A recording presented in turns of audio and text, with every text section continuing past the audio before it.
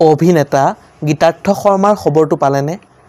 গীতাৰ্থ শৰ্মাৰ খবৰটো পাই আনন্দিত হৈছে অনুৰাগী। নমস্কাৰ বন্ধু বান্ধৱীসকল, আপোনালোক সকলোকে আন্তৰিক স্বাগতম জনাইছোঁ আমাৰ চেনেলৰ অন্য এটা নতুন ভিডিঅ'লৈ। কি খবৰ আপোনালোকৰ? ভগৱানে আপোনালোকক সদায় সুস্বাস্থ্যৱান আৰু দীৰ্ঘায়ু কৰি ৰাখক, এয়াই প্ৰাৰ্থনা ভগৱানৰ চৰণত। সৰ্বপ্ৰথমে এটা কমেণ্ট কৰি জনাওকচোন, অসমৰ জনপ্ৰিয় অভিনেতা গীতাৰ্থ শৰ্মাৰ অভিনয় চাই বাৰু আপোনালোকে কেনেকুৱা পায়? যদিহে ভাল পায় বা অসমৰ জনপ্ৰিয় অভিনেতা গীতাৰ্থ শৰ্মাৰ এজন অনুৰাগী হয়, তেন্তে প্লিজ ভিডিঅ'টোত এটা লাইক কৰি দিবলৈ নাপাহৰিব।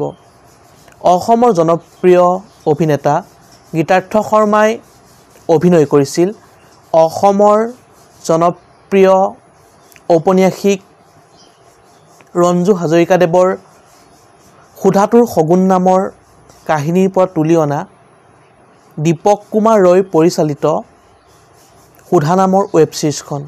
আৰু এই ৱেব ছিৰিজখনত অসমৰ জনপ্ৰিয় অভিনেতা গীতাৰ্থ শৰ্মাই এটা চৰিত্ৰত অভিনয় কৰিছিল।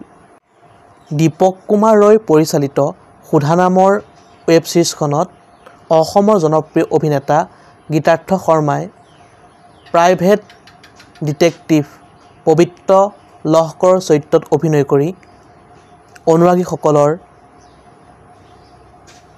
তথা সমগ্ৰ অসমবাসীৰ হৃদয় জয় কৰিবলৈ সক্ষম হৈছে। খবৰটো জানি বাৰু আপোনালোকে কেনেকুৱা পাইছে? যদিহে ভাল পালে লাইক, কমেণ্ট, শ্বেয়াৰ আৰু যদিহে নতুনকৈ আমাৰ চেনেলটো চাই আছে, ছাবস্ক্ৰাইব কৰি কাষতে থকা বেল আইকনটো প্ৰেছ কৰি অল কৰি দিবলৈ নাপাহৰিব। ধন্যবাদ।